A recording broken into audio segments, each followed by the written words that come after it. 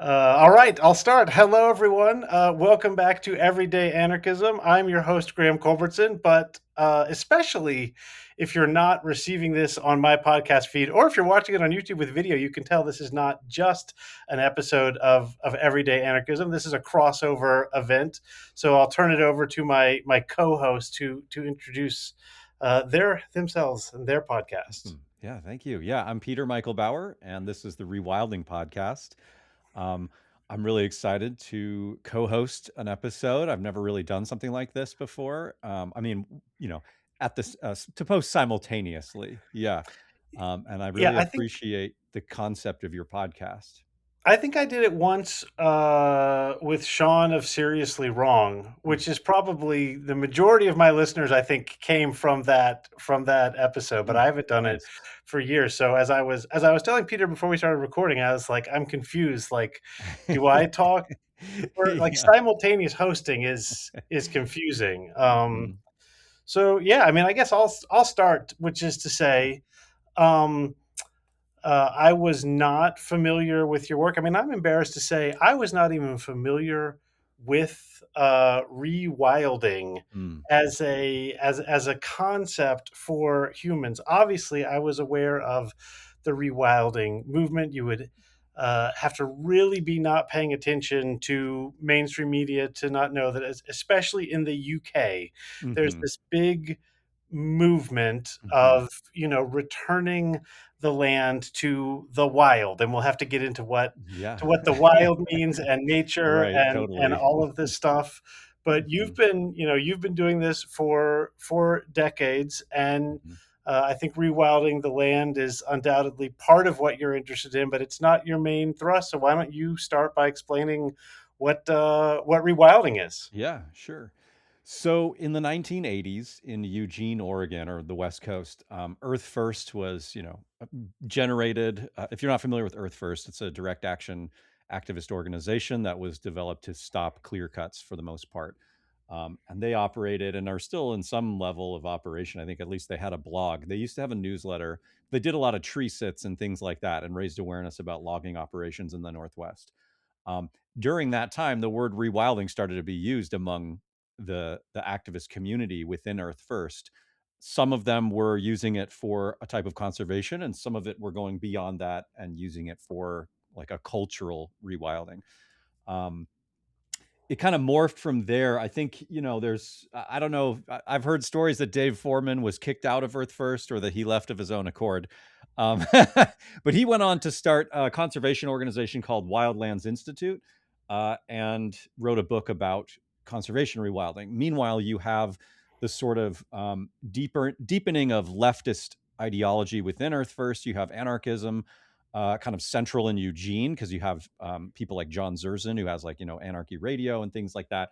And they start publishing a magazine in the early 2000s called Green Anarchy Magazine. And one of the main one of the main issues was about rewilding. And that's how I came across the idea of cultural rewilding was through Green Anarchy Magazine. And not that I hadn't been doing it already, I just didn't really have a word to describe what I was doing. And I had been shy to embrace the idea of anarchy or anarchism, mostly because of the public distortion of what it means.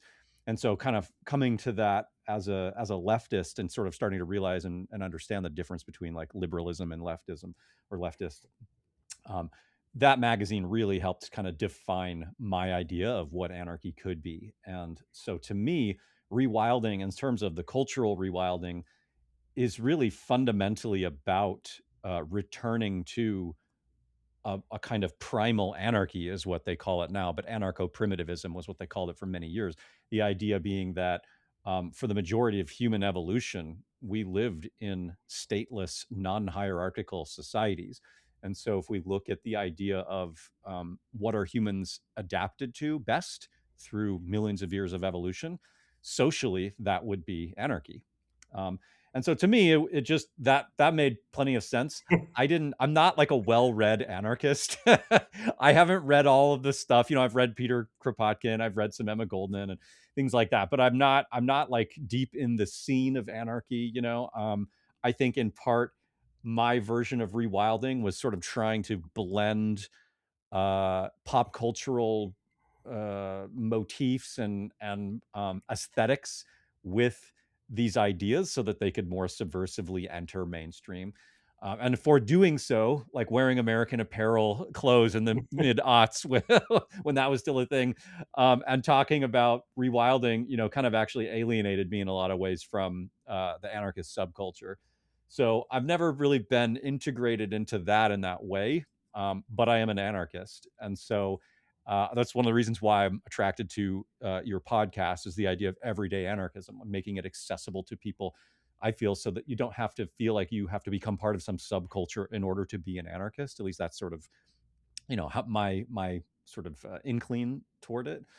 But yeah, so that's kind of the brief history of rewilding in a nutshell, cultural rewilding. Of course, in the last decade, so you mentioned the UK, if you had Googled rewilding before 2014, you would have come across mostly green anarchy, anarcho primitivism, rewilding, cultural stuff on the internet.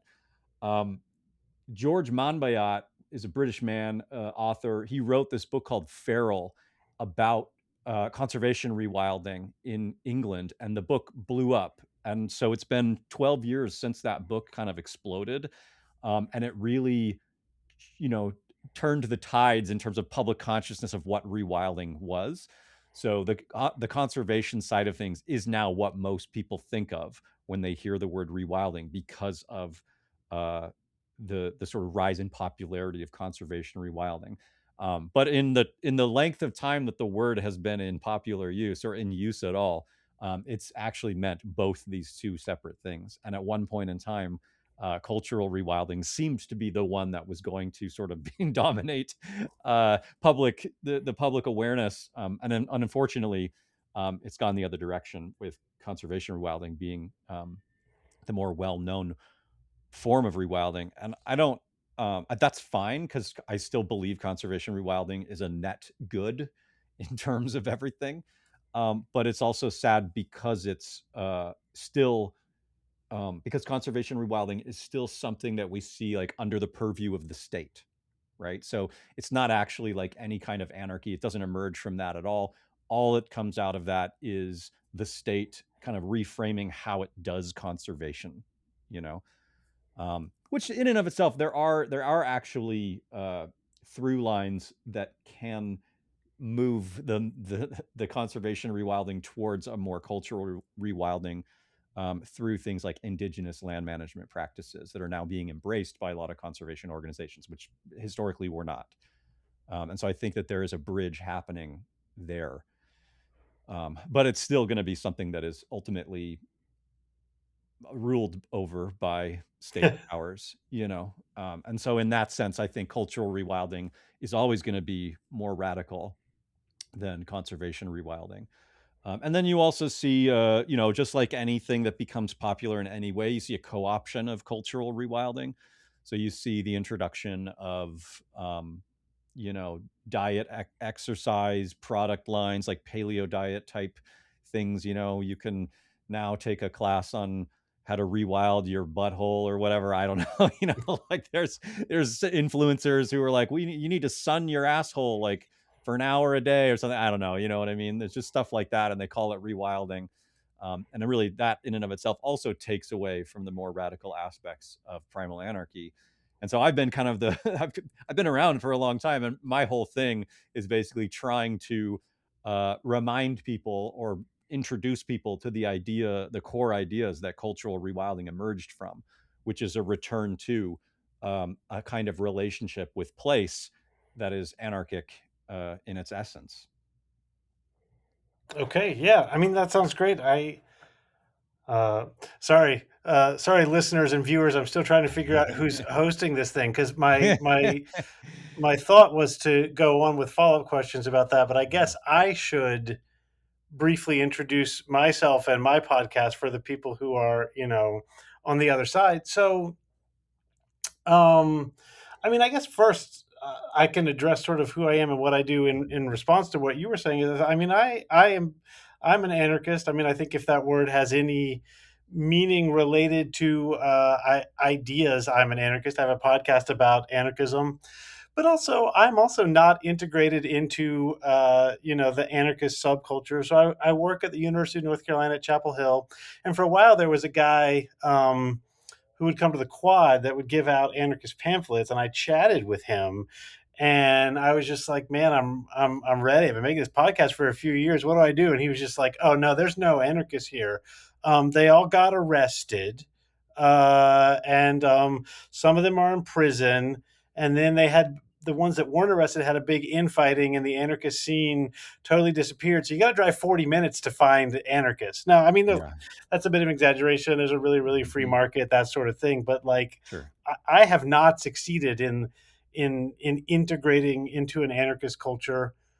And then the other thing I'll say, I mean, this is, I don't know how you feel, but when I make a podcast, I kind of just end up relating whatever I've been thinking about the past week to the topic at hand. And it's just like, man, I would have said a totally different thing Yes. if I hadn't just Yes. happened to read Hmm. that thing. But uh, since I'm an academic, I'm kind of adjacent to this field called anarchist studies. I'm hoping to attend the conference, the Anarchist Studies Network conference, but I quickly figured out that I have a lot of overlap with a lot of those people, especially this figure Ruth Kenna, who I've had on my podcast a number of times.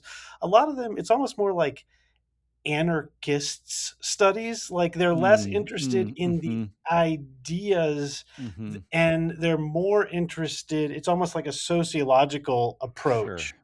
Who is calling themselves an anarchist? What are the anarchists doing? When did the anarchist movement begin? And so if you approach it from this Kropotkian claim that like anarchism is basically mutual aid and cooperation and non-domination, and it goes back at least to Jesus and Lao Tzu. But in fact, you can take it back not only to all of human civilization, but in fact, to the natural world. Mm-hmm. Then, if that's what you're attuned to, this set of ideas and practices and processes, which is what I'm trying to do, a group of academics who are really interested in what someone wrote in a pamphlet in 1892. It's just, there's nothing wrong with the work they're doing, but I'm just Sure. like, but I don't care about this Right. stuff. And let's talk about Lao Right. Tzu. And they're like, yeah, but Mhm. you're doing something ahistorical because Lao Tzu didn't call himself an anarchist. I'm like, well, I Right. don't. I'm Right. trying to trace this set of ideas in our everyday life. When you're in a classroom, the classroom can be more hierarchical or more anarchic. When you're walking down the street can be more hierarchical and more anarchic. When you're in a conversation, there can be one host who drives the conversation, and then one guest who is supposed to be in charge of providing the content to fit the host's form, or it can be something more anarchic where you don't know who is in charge. And that's when I say everyday anarchism, Mhm. that's what I'm interested in, Right. with the claim that in general Mhm. things work better, everyone is happier the more anarchist things are. And then essentially the history of ideas, which you can say is 500 years old or 200 years old or 12,000 years old. The history of ideas, besides anarchism, is basically a series of claims from the first kings through Plato, through the economists, through Donald Trump, that actually someone needs to be in charge. Everyone needs to be punished if they're doing it wrong. And if you leave people alone, I mean, one way of putting it is like civilization is the claim that someone has to be in charge and things will only work with hierarchy, domination, Mhm. and Mhm. power. And it's first of all, it's obviously not true. Right. It's not how people live their lives. And so the thing I'm trying to do is find every time in the history of ideas that either someone has made this claim, someone needs to be in charge. Here's an Mm. example I use all the time. Oh my god, now I'm yammering. I used to have this boss who would say like, there always has to be one person who's in charge. And I like to say like, did you know that there was almost never a time that there was one Roman emperor? The Roman Empire almost always had at least two people holding some form of imperial office. And sometimes that worked great, and sometimes it caused a civil war. But this claim of like, since the Roman times, there had to be an emperor. It's like, do you know how many? Like sometimes there were four. Sometimes there were four Mhm. Roman emperors. So how if the Roman Empire didn't just Mhm. have one person in charge, what? Yeah, Why do we right. have to reproduce these structures? Okay, well now I've just sort of petered out. Ah, damn it! And there's the pun. So I don't know. What do we? What do Yeah. you? What do you want to talk about next? Yeah, well, I'm very interested um in kind of how you got into this. Like what was your trigger point or whatever, inspiration for getting into anarchism? Because as an academic, especially as an academic, and in that world, um people tend to do what you said, which is to just end up talking about anarchists rather than like writing from the perspective of one. Yeah. Right. And I think about this with like James Scott, for example, right? Like he refused to call himself an anarchist, but was clearly an anarchist. And he was writing about them. He has a book, Two Cheers for Yeah. Anarchy, right? Like, um, and yet he still refused to do it. And I understand there's like some level of academic assassination or whatever if you come out as some as if you come out as an anarchist, as an academic. And even like Graeber was sort of on the fence around a lot of that stuff. So how did you come into that? And then I guess, do you feel like there are other academics that are using the A word, or do you feel like you have to advocate for it within those frameworks? Yeah. So I mean, how I came to it, it's interesting. The last time, I did a podcast interview, which was also the first time I'd ever done video, I got asked the same question, and so Mm, I have mentioned it from time to time. Essentially, what happened, I mean, I'll give the short version, is I was a teacher at a high school, but it was an elite high school, so it was kind of unclear, like whether we were running it like a college or like a high school. And just during COVID, I got into a feud with my bosses, and actually, let me make this more about ideas than the process. And they were really dumb because they were saying all sorts of really dumb shit about what the students should be doing mm, mhm. during COVID, and they were, making absolutely no allowances for the mental health struggle. I mean, I had a student who, was caring for her grandmother who died over the course of that year. The student was the primary caregiver for their grandmother, and that grandmother passed away during that year. And that student was supposed to, be zooming into my class and then like run upstairs to make sure her dying grandmother was okay. And the administrators were like, "Yeah, but we have to maintain rigor and academic standards, so you can't really adapt your policies in any way. Everything has to be exactly like if COVID wasn't happening." But the thing, I guess, here's the thing that drove me.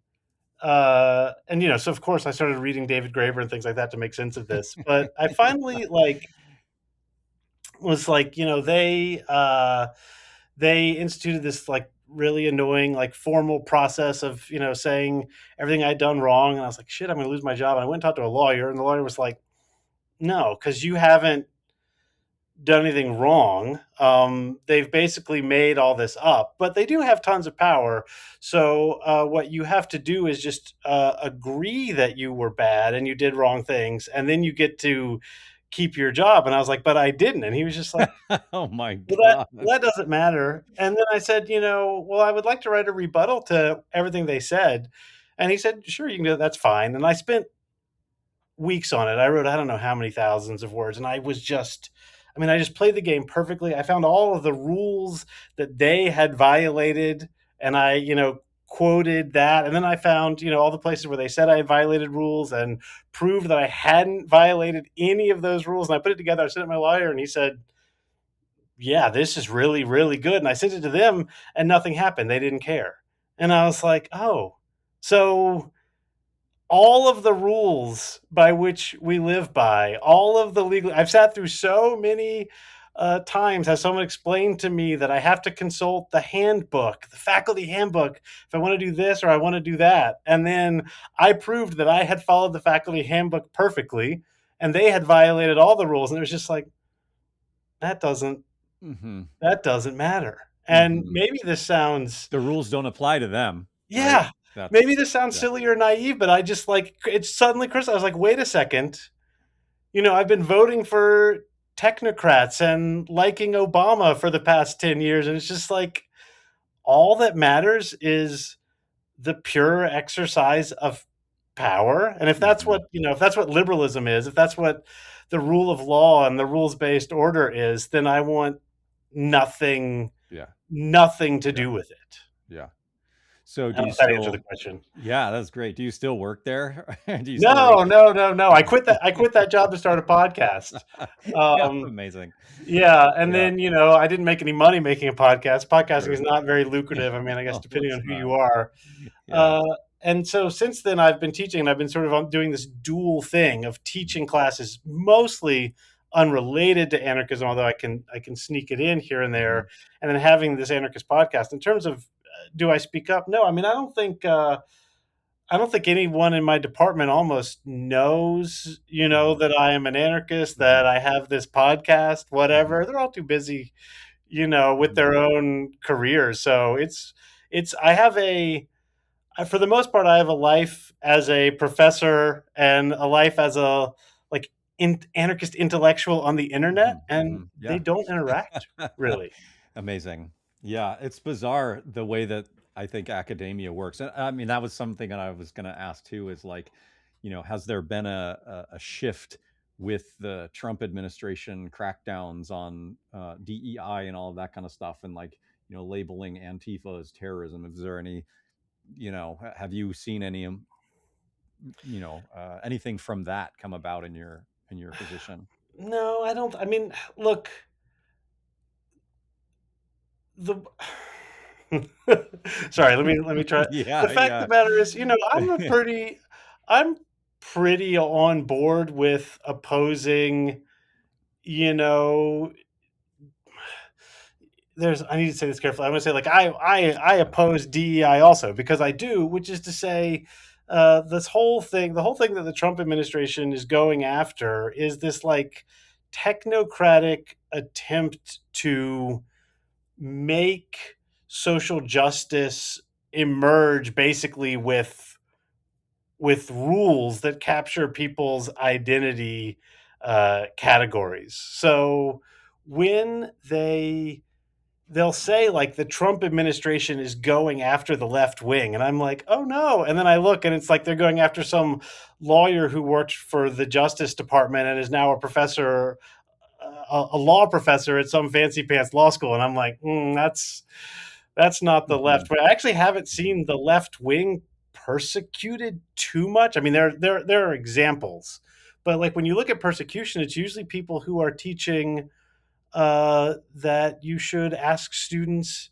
their pronouns, which is just like has become a totally mainstream thing. I have not actually seen much like the way they define Antifa is like you don't like the Trump administration. That Right, qualifies you exactly. Yeah, as right, Antifa. So if someone was right. going to truly divide the people that I consider the left, which I, count myself a member of, from the liberals and moderates and really persecute the left, I think that would be a problem for me. But as near as I can tell, they define voting for a Democrat as What you're saying. as Yeah, leftism. right, So I don't totally. stand out Right. Yeah, in no, that that makes sense. in that case. I I'm mean, wondering, once Palantir, who are they gonna go for first? And with AI and things like Palantir kind of being able to aggregate people who even use the word anarchy or yeah, something like that, or Antifa or anti-fascist or whatever. Like, who fucking knows how things are going to go? But I do agree with you that there is sort of this like, uh, in a sense, it's actually great to have them saying that Antifa is anybody who opposes Trump because great, it's great marketing in a way for Antifa, but then it also actually makes people who are doing things a bit safer, I think, in terms of strength in numbers. um, yeah. I mean, I think at least for me, a real crackdown on leftists would be a problem. And I mean, the other thing is, I tend to view there's a lot of people out there who are quite authoritarian and just think that the solution to the problem of the right wing. So I would just give you one example. There's this guy, I think his name is Timothy Snyder. He's this big anti-Trump guy. He was at Princeton or something. He wrote this book, like 20 Lessons on Tyranny and everything. But like lesson number one from Timothy Snyder is like you have to know the truth. And once you know the truth, they can't lie to you. I think he's trying to be sort of Orwellian of like, Hmm. when they say up is down, you know that it's Right. actually up. Right. But Yes. for me, the claim that there is a truth that can be known, and some people know that truth and other people don't. And the people who know that truth should have political power, and the people who don't know the truth should not have political power. That's tyranny right Hmm. there. Like, Right. Well, that's all the framework around what is truth. I think a better thing might be like liars should be, you know, it should be known who's lying, not like yeah, what is the definitive truth, but what is the manipulation of it, right? yeah, exactly. I'm totally happy to say like you should call out bullshit and lying is bad. But when you start Hmm. off like we Right. have an apparatus for truth that is correct, and Right. unfortunately, Yeah. Trump isn't using that apparatus of truth, so he's bad and wrong. Right. But if Hillary Clinton were president, then Mhm. truth would be known and things would be good. It's just Right. like Because she that's never lies. yeah, yeah. This idea that Yeah. there's and obviously this comes up. I mean, actually, this will bring us around. Mhm. This will bring us around to rewilding because I notice we haven't been talking about rewilding. Um, so this is one of the things. I mean, one of the things that's interesting to me, or is troubling to me about when you talk about the pop culture version of rewilding, is it's usually pretty right coded, and it's Totally. like Yes. there is Yes. an apparatus of truth. That apparatus of truth is run by Anthony Fauci or whoever, and they're lying to you, and they're totally just in the pay of the giant food corporations and medical corporations, and they're horrible, and you need to get away from these uh, basically fascists who are destroying your life. And I'm just sitting here like nodding along, like, yeah, this all sounds good. And then it's like, consider the only thing you should do is eat meat, and you should be make sure to be cruel to every woman you encounter. And then you've taken back your primal nature. And it's Right. like, so how do Yeah. you deal with the fact that Yeah. rewilding sounds like something like the Tate brothers would be into? Right. Exactly. Well, and I mean, essentially, that's to a degree that is what happened in the late 20 teens. A lot of different influencers sort of matched up with this sort of Maha health movement, because that's sort of where a lot of the crossover is. But there was an article. I have a Google alert, so whenever the word rewilding is used in the news, I get an aggregate at the end of the week that tells me what it's being used for. And I forget when it was. It was sometime, maybe 2015 or something like that. A headline came through that said, "The wolves of Vinland want you to rewild yourself." If you're not familiar with the wolves of Vinland, they're a like white nationalist like motorcycle. I don't know. I actually, I don't even know how to describe them because they change around a little bit. But there used to be a chapter here outside of Portland. And they do kind of like goofy fake Viking reenactment type shit, and they have like they're more sort of overt national framework is called Operation Werewolf, and they have like gyms where they recruit people for their white nationalist agenda.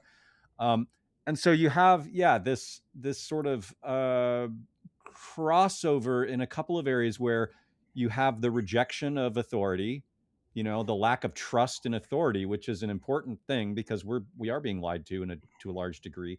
The rejection of capitalist framework of things like the FDA and Monsanto, who work hand in hand to promote horrible toxic shit that people put in their bodies and spray on our food and all that kind of stuff. Um, so you have like a little bit of that overlap there, but then yeah, you have these people who have another agenda, and their agenda is to dominate. Their agenda is not to liberate. They want to be the people in charge, the arbiters of truth. And so it's a sort of magician thing, a sleight of hand, right? Where they can provide you with the same pain points, is what they call them in like marketing terms. Yeah. They know the same pain points, but then their solutions are the same thing repackaged.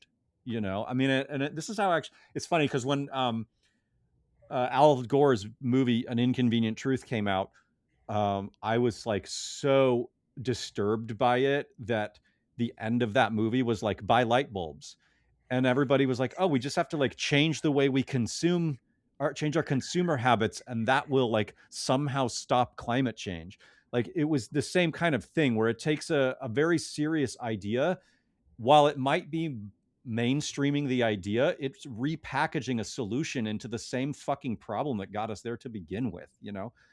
Um, and I just see that over and over again with basically everything. There's like this essay that I like link people to a lot. It's called like oh man, what's it called? Geeks, Mops, and Sociopaths in Cultural Evolution. And it's basically like what happens to a subculture when it reaches a certain number of what they call mops, which members of the public. Like there's the geeks and the fanatics and like the creators who make a subculture. And then it gains in popularity to the point where it starts attracting people who are like not actually, they're like consumers. They want to like have part of it, but they don't actually want to be of the scene or whatever, right?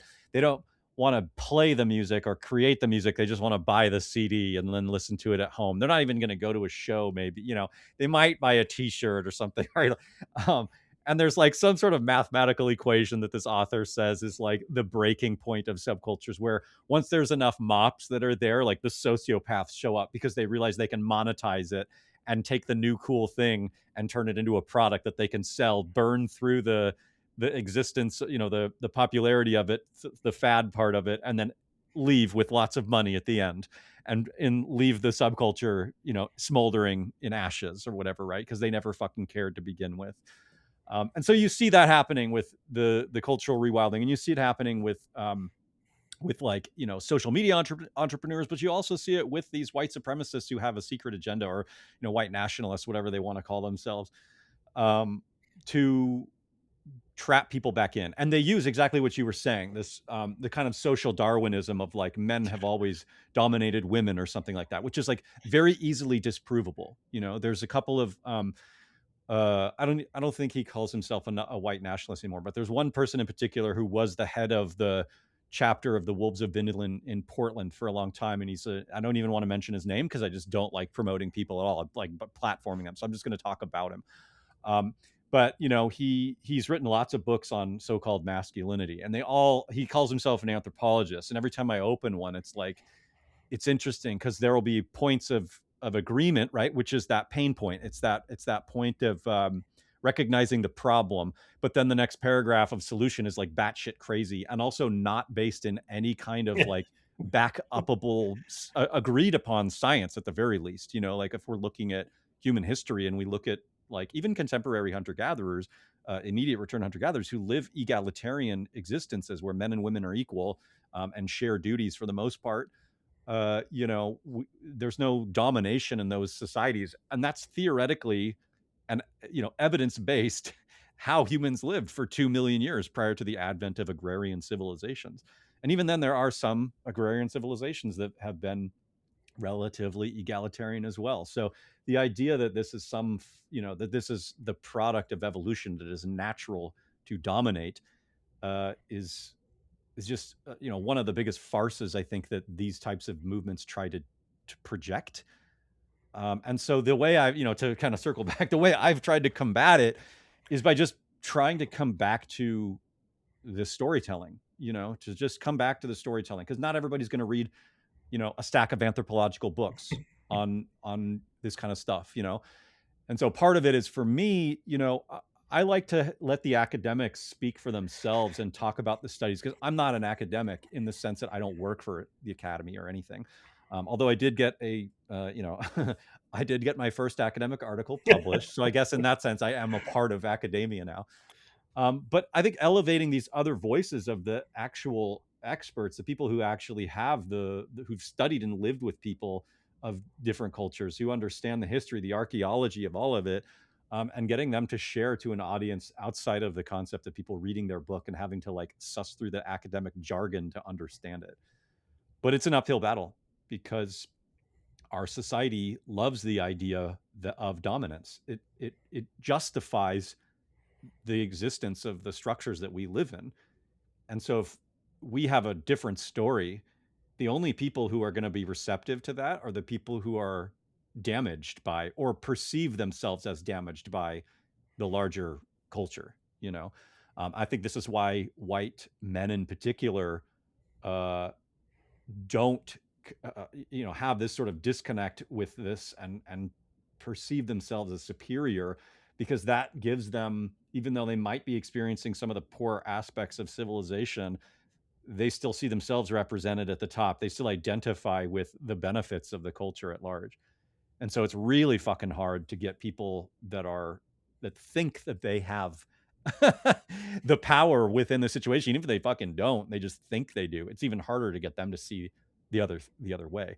But for everybody else who's subjugated in a much more overt way, I think it's a lot easier to bring these ideas to them. And so I focus on sharing with other people. However, yeah, lately I have been trying to figure out more how to get through to white men, but I don't have a solution yet other than to just keep doing what I'm already doing. Yeah. Yeah. Yeah. I think that's right. I think that's right about storytelling, and that's why Graeber drew me into Mm-hmm. the anarchist movement with and Kropotkin tells in the book Mutual Aid a pretty compelling story to me that does all of human and indeed non-human history. But Graeber just loves these little examples. Anyone who's listened to my podcast heard them a bunch of times. Like when you get on the bus, are you striving for hierarchical dominance? You're probably not. When if you've got a job and you're working with other people, are you striving for hierarchical dominance? You're probably not. Now, there's a good chance. I run this all the time. I had this student one time who was like, he said, I really have two core beliefs. It's I believe in the love of Jesus, and I believe in the need for competition. And I was just like, Oh, Jesus Christ. I was, Fuck. I was like, Yeah. but obviously this kid, whether it was Sunday school or regular school or whatever, received both of these things Mm-hmm. as not just fundamental to him, but obviously in this really crucial way aligned. And we have this Mm-hmm. ridiculous thing called Western civilization, which is, uh, rules the world right now because of how efficient it is, because some Europeans figured out the right way to be in the world, used this to enslave everyone else while destroying the natural environment. And if you don't like it, it's because you're some sort of hippie who doesn't understand that this is just what evolution intended for us all to have. And somehow Jesus got roped into Uh-huh. this Right. this itinerant shoeless guy who preached that the world was almost over, but until it was over, all slaves should be free and everyone should just live peacefully. I don't know. I'd never thought this before. I don't know whether Jesus advocated a hunter gatherer lifestyle. He sure as fuck didn't advocate farming. Like, Right. absolutely not at all. And the fact that these two things have been woven together, some bizarre amalgam of Adam Smith and Jesus, justifies the domination of every human being on the planet by whoever has access to the most nuclear weapons. I Oh, I'm Jesus. trying to tear that down. It seems like it should be torn down. Yeah. Well, and it seems like you're saying, I feel like it's self-evident to certain people. But there are, and I think, this conversation, this particular topic has seemed to be coming up lately a lot for me, which is that there's a kind of core belief, I think, with people who do not strive for competition, who do not strive for status to crazy degrees, that like everybody just wants the same thing. We all have the same needs. We all need, not necessarily comfort, but like food, love, belonging, all these things. We don't want to destroy the ecosystem. We want to have relationship to place, blah, blah, blah. And there's this and I really do think that most people would fall into that category.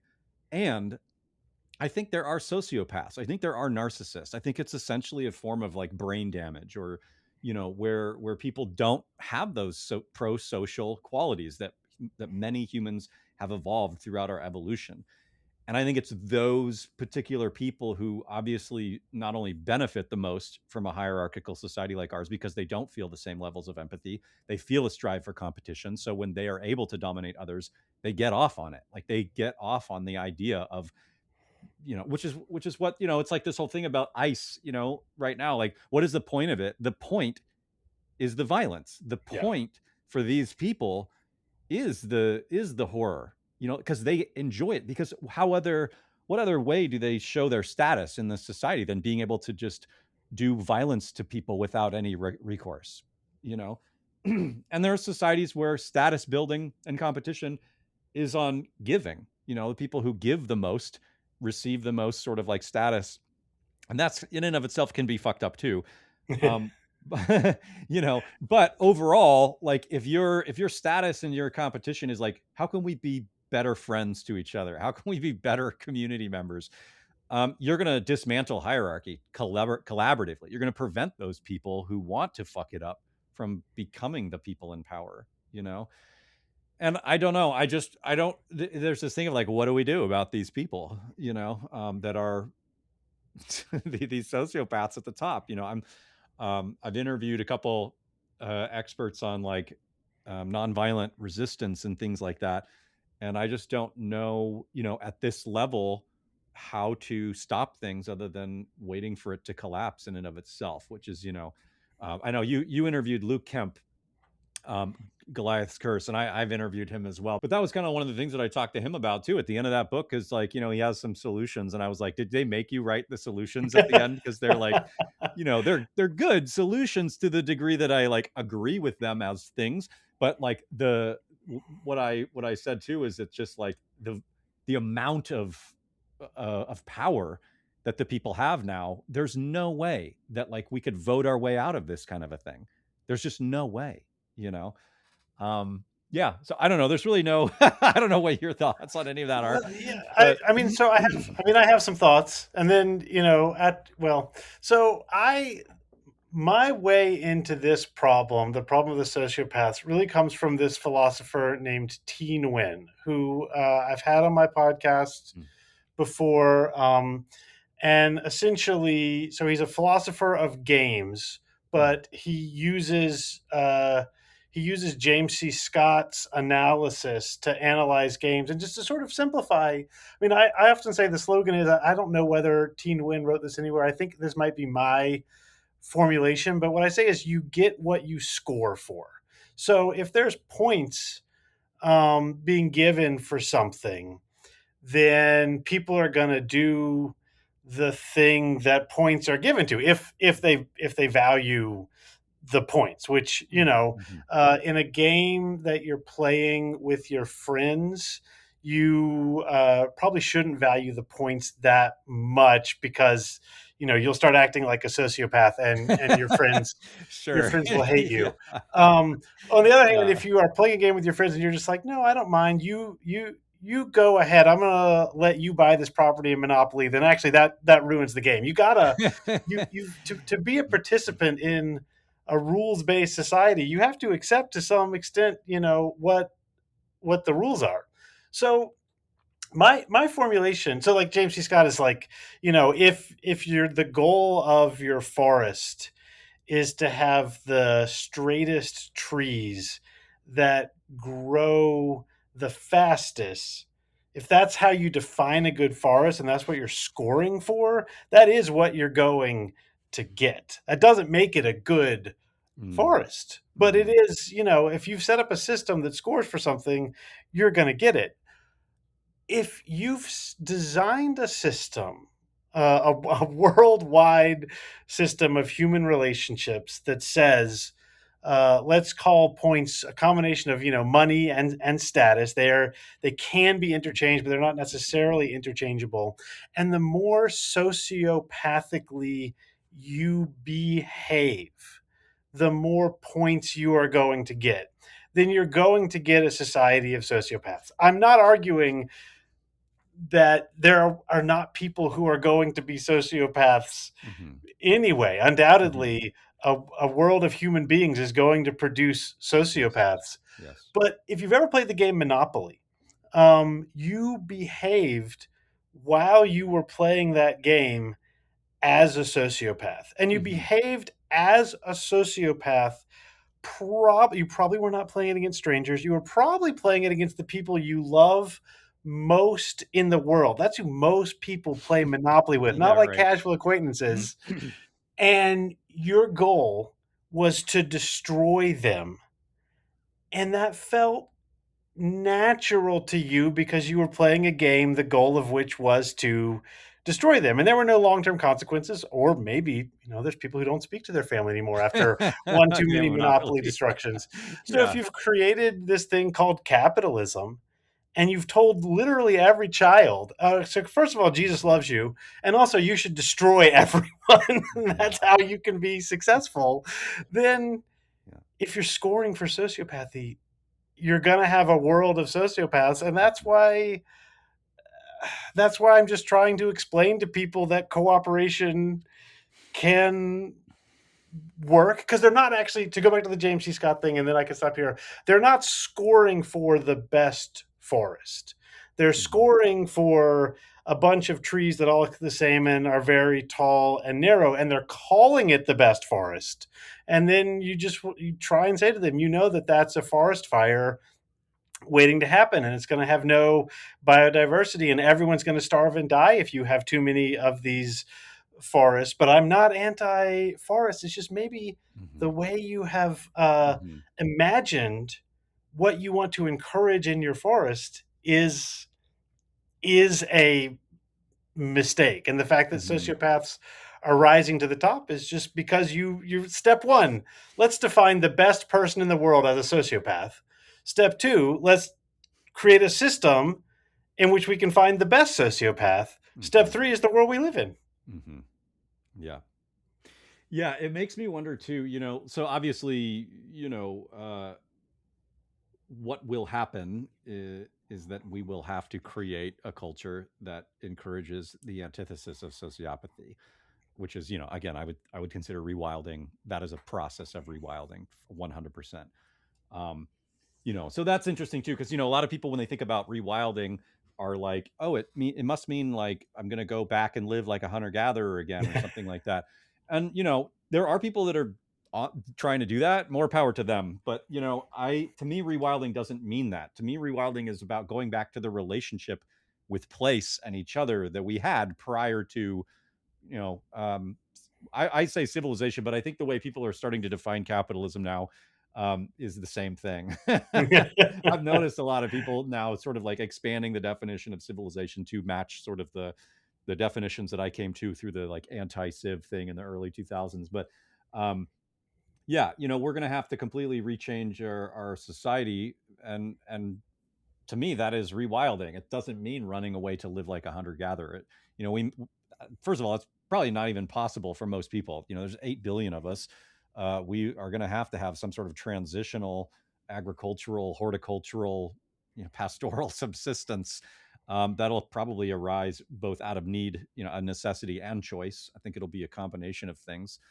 um, but the social structure to me is the thing that prevents anything from moving, and so that is the most fundamental part of rewilding is transitioning our social structure from a hierarchy to a kinship, non hierarchical format. um, but and this is something I've been thinking about a lot lately too. It's like you mentioned the forest things that got me thinking about this thing of like how we value different places and how capitalism, and this is why I think of capitalism as a little different than like civilization in general, because I think indigenous people can and have produced agrarian civilizations that have destroyed their own land base. Like the word indigenous is an interesting thing. a lot of people tend to now sort of use it interchangeably with hunter gatherers or like sustainable life ways or things like that. But there are plenty of indigenous societies that damaged their landscapes. I think the differing thing is that when you live in a place, you have to deal with the results of that damage, and then you can reflect on it and transform as a society. I think of like the Mayan civilization as a great example. There's like a really good book called The Maya Forest Garden, and it's basically about regenerative forest management that is of practices of how they subsisted post decline of their civilization.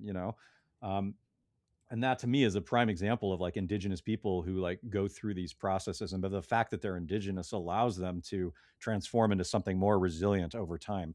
Whereas with capitalism, you know it just throws people, displaces people into places that they are not uh, from, and sort of gives this idea that we can just go wherever. And it's sort of like the biblical idea of locusts, right? Where they just come and consume a thing and then move on. Whereas like hunter gatherers or horticulturalists or Swidden agriculturalists and stuff who live in rotating places throughout the year, they're always in those places, even if they're nomadic. They're still coming back to the same types of circuits, and working those same parts of the land, so they can see long-term results of things, and they understand where their food comes from. But when we started, in the late 1400s with colonizing, when European expansion and colonization, it really led to this idea of like placeless people consuming the resources of a particular place. And it's taken 500 years. And I think we're reaching the point where all of those resources are fucking consumed. And now the people, the settlers who are on indigenous land or whatever, are having this sort of like moment of like the global system is collapsing. They're realizing they have to fucking figure out how to live in their place, because we're not going to be able to get bananas forever, like all of the things that are extracted and shipped across the world. Like we have this idea where we don't even see the destruction that we're causing because we don't live there, and I think that that's changing. I think we've destroyed so much of the ecosystems around the earth that people are stuck now in these places that have been devastated, and they're having to reframe things. And I think that is a huge part of the momentum that's going to pick up with cultural rewilding and decolonizing is a great example of that. Like the decolonized movement or land back movement, I think are like can move integrated in a same kind of way. um anyway, I'm thinking about that because you mentioned the forests all looking the same way, and I'm like, that's like this extractive mentality where you don't live there. If you live in the forest, it needs to have a lot of different biodiversity that you're getting subsistence from. It's not just trees. Yeah, the um forest. I mean, the forest is essentially they came up with a spreadsheet, mhm, and then they wanted the forest to resemble the spreadsheet as right, closely as totally. possible, which is Yeah. an inversion of what you would think. And it was called scientific forestry, Mhm. and you would Right. think scientific forestry would have been creating a description of the forest that resembled the forest as Mhm. closely as possible. But it turns out that's hard. You know how much Mhm. work it would be Mhm. to successfully explain what a forest is like? It's much easier to make a forest very Mhm. simple, and Mhm. then your spreadsheet can Mhm. accurately describe the forest up until the inevitable fire comes, and then you have to delete the spreadsheet, and and Mhm. then yeah, and then maybe you start talking. Maybe you start studying indigenous forestry practices, not because you understand that you need to change the way that you're living in the world, but because you hope that you can make your stupid capitalist forests a little more Yeah, fireproof right. next Yeah, that's time. where they're at right now, I guess. Yeah. Yeah. Or even, hiring indigenous people to burn things. That's kind of where they're at here in Oregon and California and Washington, is like, rekindling a lot of those traditional life ways. But again, it's all still, I think, profit driven. Or, uh, they don't want the neighborhoods that they've built in fire prone areas to burn down, like the Palisades fire in California or the LA fires, like they're trying to do these back burns and all these traditional burns, but they still don't quite understand the full scope of what it means to be place based, and so they're going to be missing the point, I think, even if it's Yeah. still great. It's still great that they're employing indigenous people and elevating those ideas to a level, because I think maybe then it's still moving a needle of some kind in a direction that will be helpful, as our decline intensifies, at least in certain areas. So, Yeah. I want No, to go ask ahead. you, Okay. yeah, I want to shift gears a little bit and just kind of be like, what's do you have like a kind of like an elevator pitch of everyday anarchism? Do you have like, has anybody been like, what are your top 5 like things that one person could do that would encourage more anarchic lifestyle or whatever? You know what I mean? Like people ask me that with rewilding, but I'm Yeah. I'm curious if you've got your, you know, Yeah, no. I mean, the short answer is no. As people ask me this, and what I usually end up doing is talking about what I've done basically in the classroom. So here's the quick pitch is, and maybe I should give people, maybe I should give you five. I mean, start a garden, meet your neighbors. I mean, those are obvious things, but here's how I would put it. So again, I rightly or wrongly, and possibly wrongly, I'm a big picture, big idea thinker. Famously, Ralph Waldo Emerson and Henry David Thoreau, they were friends. Emerson was Thoreau's mentor, and Emerson was the big idea guy, and Thoreau was the one who really put a lot of it into practice. And just about everyone I know is like, Emerson is hard to read and he's so highfalutin, and I just love for Thoreau. And I'm over here and I'm like, I can't get through 5 pages of Thoreau. I don't want to hear about the butterflies. I want to hear about what experience is and how it mhm, transforms mhm, us. So that's unfortunately, mhm. in some ways, the Everyday Anarchism podcast label is a lie, because I'm very much not an everyday thinker. Although I try and have them, I try and Yes. have them on the podcast as much as I Yeah. can. Yeah. But here's my big picture thing: you're living in a world, yes, all of you are living in a world that prioritizes, as we've been talking about, domination, hierarchy, power, control. And no matter who you are or where you are, you have the choice to contribute to it in some small way, or resist it in some small way. I mean, you can just see, even if you think you have no power at all in the institutional sense, if you are, a high school student, and there are people who are not being as treated well as other people for whatever reason, and you try and reach out to those people and get to know them and find out their story, as opposed to joining the cool kids and laughing at them, to me that is an act of resistance. And when I say this, the more Marxist people will say, like, well, I mean, that sounds nice, but we must seize the means of production and revolutionize the system. I mean, fine, maybe they'll get there someday, but I see every day people who have at every stage in their life seen nothing but, the hand designed to crush them, and been asked to participate it participate in it. The thing I say is, I do my best to make my classroom a space where people are not being judged, they're not competing. I can't not give grades and keep my job. So I do give grades, but I reduce the pressure of grades, honestly, a little bit more every year, and it goes terribly, because the students say, "But how do I get extra credit? How do I get a higher grade?" And that tells me that for the previous 18 years of their life, they were only taught that they had to be a winner. And they were taught that winners are better and get more and deserve more. So every scenario you are in, you have the power to push it a little away from that hierarchical domination. And this probably is going to sound totally empty, but you can be nice to the people who are bagging your groceries, right? And that is supposed to be, just like bullshit, and it doesn't matter, and it's not systematic change. I agree that it's not systemic change, being nice to the people who bag your groceries or the bus driver. But you'll be amazed at how many people are not nice Mhm, to the bus driver. mhm. And depending on what your job is, your job has a real good chance of being useless. And the bus driver is not being useless. And you can vote for candidates who will pay the bus driver more, and you can try and do all sorts of things to make the bus driver's life better, including standing up when people are yelling at the bus driver. And that it starts there. And again, I speak to people on a weekly basis who are like, that's nothing. That's bullshit. If we're not seizing the power and making the world better, we're not going to get anything from it. I'm I'm convinced that it's not nothing. It's not everything. Being nicer to everyone and resisting in small ways every day will not accumulate to the fall of capitalism and the rise of the utopia.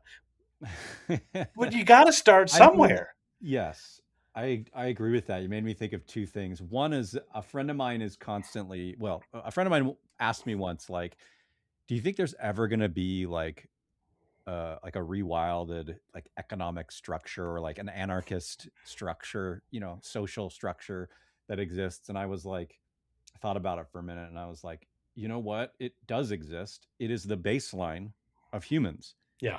There is an anarchist economy. If you read like Rebecca Solnit's book, Paradise Built in Hell, the problem isn't that there isn't an anarchist economy. It exists.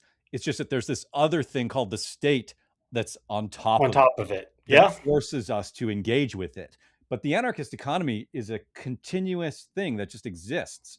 That is the baseline of human social interaction. So, whether it's a fucking GoFundMe or, a charity or mutual aid or whatever it is that's happening, there's an economy of anarchism that is constant. Um, and so when people are like, what can I do? I don't want to like go up against the state. I'm afraid or whatever, right? Or they don't believe it's going to make a difference or any of those kind of things. I'm like, where are you putting your time and energy? Yeah. Stop putting it in this thing, like you're saying, and put it in this other thing.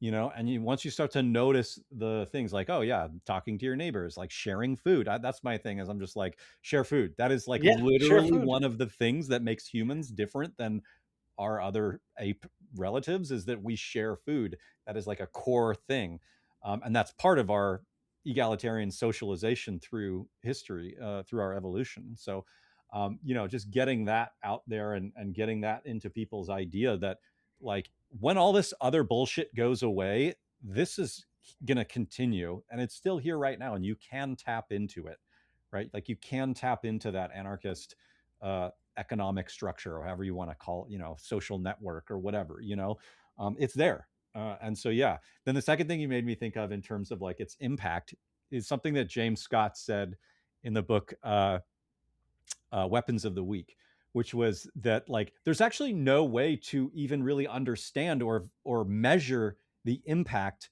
of passive resistance, because how do you catalog things that people are not doing as a thing that helps destroy an empire?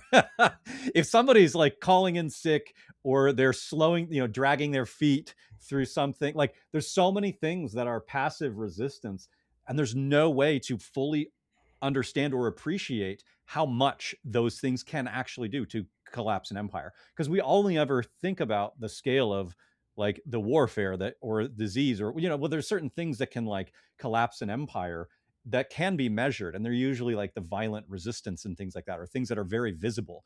But invisible resistance is something that isn't, it's invisible, it's almost Yeah. impossible to measure. And so yes, all of those things have an impact whether you actually are able to see them or not. And I just, yeah, I really appreciate that. Thank you.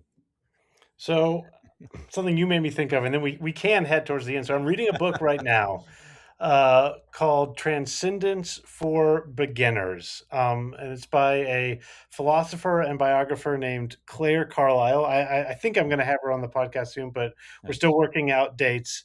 And, she worked on this philosopher Spinoza, who I've never been able to make any sense of, but David Graeber was always very clear that Spinoza was his favorite philosopher. Mm. And there's this, famous British novelist. Her name is George Eliot. That's her pen name. I'm blanking on her actual name. And she wrote these long, boring, as far as my students are concerned, novels that were just about like everyday people. The most famous one is called Middlemarch. And if you pick them up and read them, it would not be obvious to you that they were highly influenced by Mm, this esoteric philosopher Baruch Spinoza. mm, But according to Claire Carlyle, essentially Spinoza was trying to write a counter philosophy in which what mattered was the unfolding of regular people's lives. And what George Eliot was trying to do is just say, like, watch this person's life, watch each time they made a difference in the world. You'll never be able to see it over the 80 years of their life, but I can write this narrative that maybe seems like not that much happens in it, and it doesn't really amount to anything.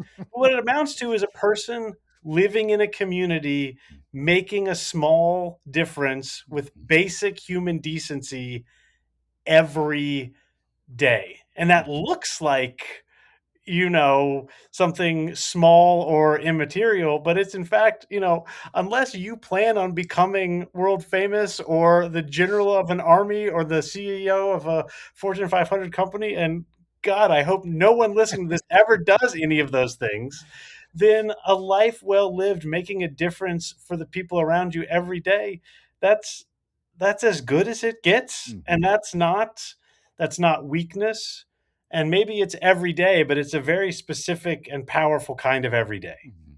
Yeah, awesome. Okay, now you have This to has tell been people, great. you have to Yeah. tell people about your Kickstarter before we go. Yeah. So for the last 10 years, I've been teaching a class called Rewilding 101. Covers a lot of the stuff that we kind of meandered through in this course or in this conversation. There's a lot of other stuff that I talk about, ecological stuff, deep history, um, examples of people around the world doing rewilding things. And I'm trying to turn it into an 8-part documentary film series. And so right now we have a Kickstarter that's starting up April 1st through the end of April, and all the funds that go into that are going to go to this documentary to produce the documentary. It's also an online course, so when we complete the documentary, it'll have a course companion that comes with it, that people can complete on their own. And then there's another level where people will be able to do more of an interactive thing and go through the whole course with a cohort, and be able to do Q&A with me and stuff like that. So yeah, if any of the stuff in the conversation interested you, you want to check it out. I also offer those classes just kind of in person or online via Zoom from rewildportland.com. I don't know how long it's going to take us to complete this the film series. So right now we're saying a year. But yeah, the Kickstarter's up. You can go watch the video. It's pretty goofy. And yeah, thanks for sharing conversation and I mean, podcast. I'll just say, you shared some of the stuff with me. I was impressed. It's good. It's good stuff. Thank you. I'm looking forward to it, and I think you should be proud of what you're doing. Awesome. Thank you. You too. All right. Thanks a lot, Peter.